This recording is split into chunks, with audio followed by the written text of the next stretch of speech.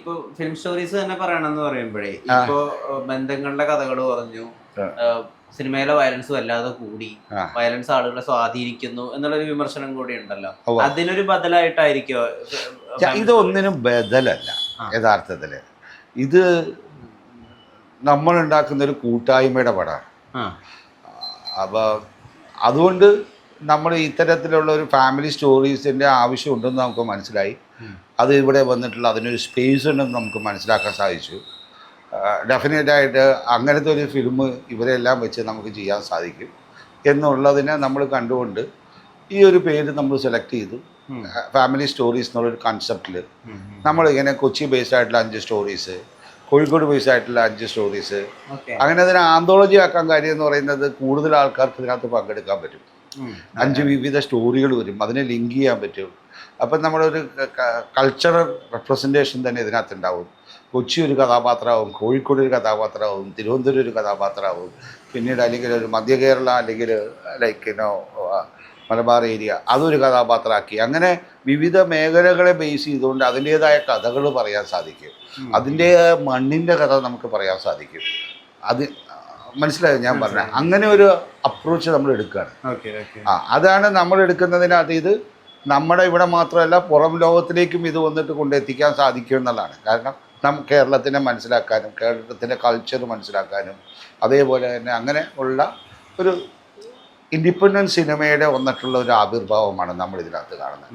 ഈ independent cinema like big budget അല്ലാത്ത, big action oriented അല്ലാത്ത ഒരു മീഡിയം റേഞ്ചുള്ള അങ്ങനത്തെ വന്നിട്ടുള്ള ഒരു മെലാങ്കോളിക് ആയിട്ടുള്ള അല്ലെങ്കിൽ ഒരു സോഫ്റ്റ് അല്ലെങ്കിൽ ഒരു ഹാപ്പി എൻഡിങ് ഉള്ള അത്തരം കഥകളുടെ ഫാമിലി സ്റ്റോറീസ്, ഫാമിലിയുടെ വന്നിട്ടുള്ള ബന്ധങ്ങൾ, അതിനകത്തുണ്ടാകുന്ന നർമ്മങ്ങൾ അല്ലെങ്കിൽ അതിനകത്തുള്ള സ്വാരസ്യങ്ങൾ അല്ലെങ്കിൽ അതിലുണ്ടാകുന്ന പ്രശ്നങ്ങളും എല്ലാത്തിനെയും നമ്മൾ ഡീൽ ചെയ്തുകൊണ്ട് അത് നടക്കുമ്പോൾ തന്നെ അതിൻ്റെ കൾച്ചർ അതിൻ്റേതായിട്ട് അത് ഏത് ഭാഗത്താണോ നടക്കുന്നത് അതിൻ്റേതായ കൾച്ചർ അതിൻ്റെ ഒരു ഭാഗം കൂടി ആയിരിക്കുമല്ലോ.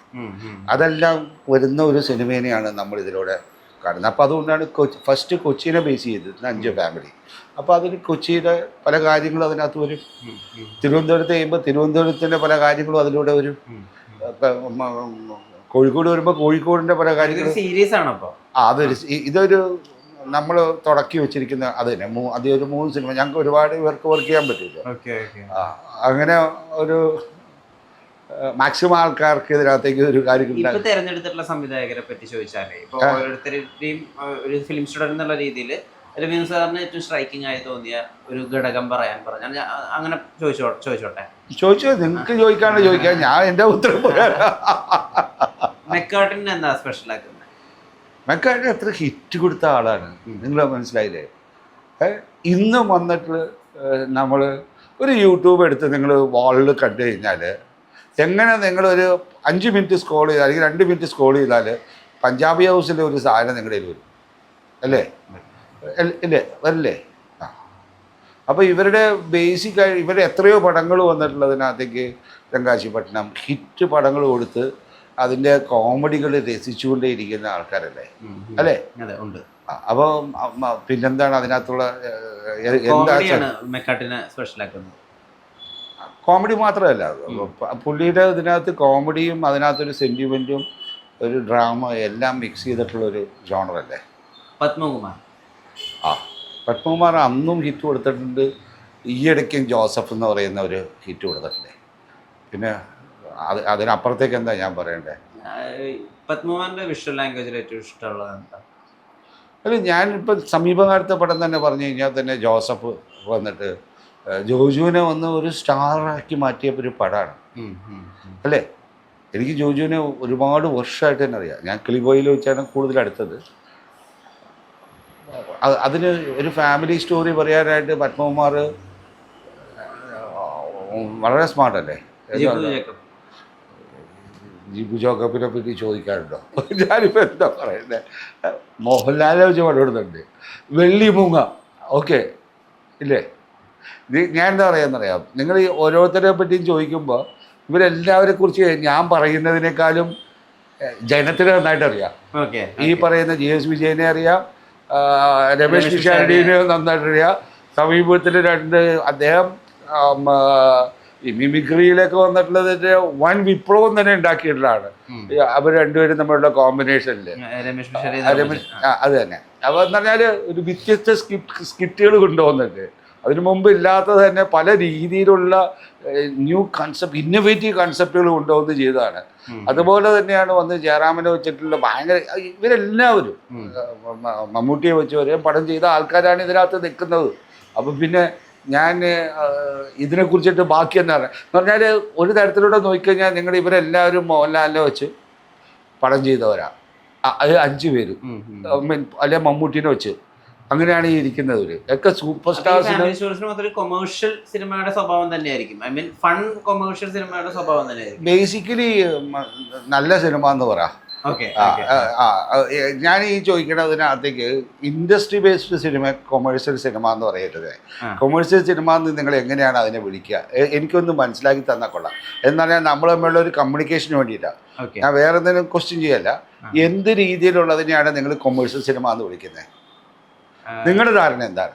ഇപ്പോൾ ആർട്ടിനെയും അതുപോലെ തന്നെ അതിന് കുറച്ച് എന്റർടൈൻമെന്റ് പ്രൊവൈഡ് ചെയ്യുന്ന എലമെന്റ്സിനെയും കൂടി ഒരുമിപ്പിച്ച് കൊമേഴ്ഷ്യലി അതിൽ പ്രസന്റ് ചെയ്യുമ്പോൾ അതിനെ കൊമേഴ്ഷ്യൽ സിനിമ എന്ന് വിളിക്കാം. ഏത് സിനിമയാണ് കൊമേഴ്ഷ്യലി അല്ലാതെ ഇപ്പൊ ഇവിടെ മലയാളത്തിലേക്ക് വരുന്ന ഇൻഡസ്ട്രിയിൽ തിയേറ്ററിൽ വരുന്ന കൊമേഴ്ഷ്യലി അല്ലാതെ വരുന്ന സിനിമകളുടെ ഒരു ഗണത്തിനെ നിങ്ങൾക്ക് പറയാമോ? എനിക്കൊന്ന് പറഞ്ഞാൽ ഞാനുണ്ട്, നമ്മുടെ സിനിമകളുണ്ട്, ആർട്ട് ഹൗസ് സിനിമകൾ.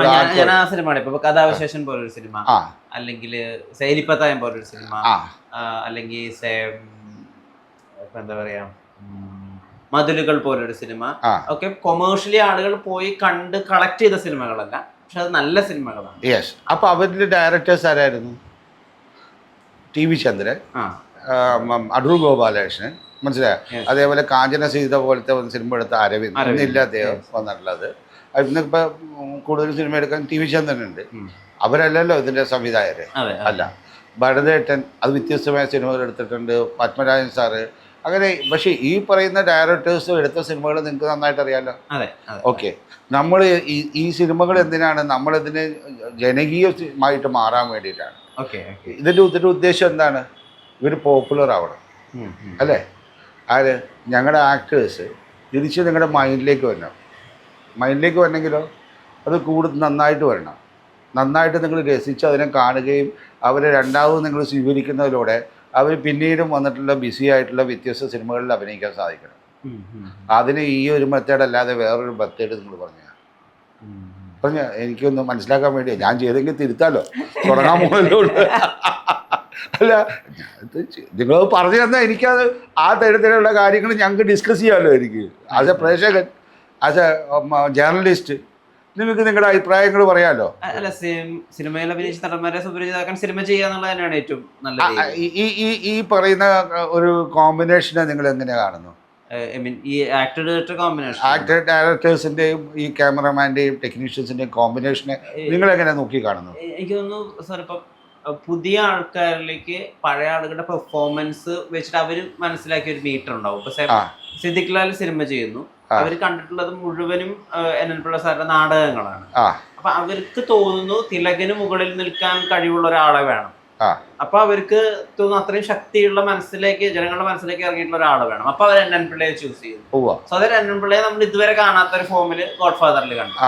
അപ്പൊ അതുപോലെ ഇപ്പൊ ഒരു കാലത്ത് ഭയങ്കരമായിട്ട് നമ്മള് പലപ്പോഴും നായകന്റെ കൂടെയും നായികയുടെ കൂടെയൊക്കെ കണ്ടിട്ടുള്ള പെർഫോമേഴ്സിനെ ഇന്നത്തെ ആളുകളെ എങ്ങനെ കൺസീവ് ചെയ്യാന്നുള്ളതിൽ ഒരു ഇൻട്രസ്റ്റ് ഫാക്ടർ ഉണ്ട്. അത് ജനങ്ങൾക്ക് റെസൊനേറ്റ് ആവുന്നതാണ്. അതാണ് നമ്മൾ ഇതിനെ ഉദ്ദേശിച്ചത്. മനസ്സിലായോ? ഒക്കെ വന്നിട്ടുള്ള അടിപൊളി പെർഫോമേഴ്സാണ് ഞങ്ങളുടെ അമ്മയിലുള്ളവർ. അപ്പൊ അവർക്ക് അവരും ഇവരും കൂടി ഒന്ന് മിക്സ് ചെയ്യുന്നു. ഇവരെ അസിസ്റ്റ് ചെയ്യാൻ ഞങ്ങൾ എടുക്കുന്ന ആരെയാ? പുതിയ പിള്ളേരെയാണ്. മനസ്സിലായോ? ഈ ഇൻഡസ്ട്രി പ്രാക്ടീസ് കിട്ടാൻ വേണ്ടി ഞങ്ങൾ പുതിയ പിള്ളേരെ നമ്മൾ എടുക്കുന്നുണ്ട് ഇതിനകത്തേക്ക് അസിസ്റ്റൻസ് ആയിട്ട്. അവരെയും കൂടി നമ്മൾ വന്നിട്ട് ഇതിനകത്തേക്ക് ഭാഗമാക്കുന്നുണ്ട്. അതിലൂടെ 2 ഗുണങ്ങളുണ്ട്. പുതിയ ചിന്തകൾക്ക് വന്നിട്ടുള്ള ചാൻസുകൾ ഉണ്ടാവും. മനസ്സിലായില്ലേ? പുതിയ രീതിയിലുള്ള അപ്രോച്ച് നമുക്ക് ഉണ്ടാക്കാൻ സാധിക്കും. അവർക്ക് ഇൻഡസ്ട്രിയിലേക്കുള്ളൊരു കണക്ഷൻ കിട്ടുകയും ചെയ്യും. ഇതാണ് നമ്മൾ ഇതിനകത്തേക്ക് വിഭാവനം ചെയ്തിരിക്കുന്നത്. ഇതിലേക്കാണ് നമ്മൾ ട്രൈ ചെയ്യുന്നത്. അപ്പം നിങ്ങൾക്ക് ഇതിനെക്കുറിച്ചിട്ടുള്ള നിങ്ങളുടെ ധാരണ എന്താ? ഇങ്ങനെ ഒരു ഡിസൈൻ ചെയ്തിരിക്കുന്ന ഒരു സിസ്റ്റം നമുക്ക് ഇൻഡസ്ട്രിക്ക് ആവശ്യമാണോ അല്ലയോ? നിങ്ങളുടെ അഭിപ്രായം എന്താ? ആസ് എ ജേർണലിസ്റ്റ് എനിക്ക് തിരിച്ചൊരു ചോദ്യം, ഞാൻ ചില കാര്യങ്ങൾ ആത്മാർത്ഥമായിട്ട് മനസ്സിലാക്കാനും കൂടിയാണ്. നമുക്കൊരു വിശകലനത്തിലേക്ക് പോവാം. നമ്മുടെ ഈ വിശകലനത്തിലൂടെ നമ്മൾക്കുണ്ടാകുന്ന ഡൗട്ടുകൾ നമ്മുടെ ഓഡിയൻസിന് അത് മനസ്സിലാക്കാനും കൂടി സാധ്യമാവില്ലേ? ഇതിനെ കുറിച്ചിട്ട് നിങ്ങളുടെ സംശയങ്ങളും ദൂരീകരിച്ചു പോകുന്നത് എൻ്റെ ഒരു ചോദ്യം. എനിക്കുണ്ടാകുന്ന സംശയങ്ങൾ നിങ്ങൾ നിങ്ങളുടെ കയ്യിൽ നിന്നുള്ള ഒരു അഭിപ്രായം കൂടി കിട്ടുന്നത് നമുക്ക് വളരെയധികം ഗുണം ചെയ്യും. കാരണം നമ്മളൊരു പുതിയൊരു സംരംഭം തുടങ്ങുകയാണല്ലോ, ഒരു വ്യത്യസ്തമായ രീതിയിൽ. അതിൽ നിങ്ങൾക്ക് കാണുന്ന അഭിപ്രായം എന്താണ്? നിങ്ങളുടെ ഒരു കാഴ്ചപ്പാട് എന്താ ഇതിൽ കാണുന്ന പ്ലസ് വീക്ക്നെസ്? ഞങ്ങൾക്ക് ആ വീക്ക്നെസ് മാറ്റാം.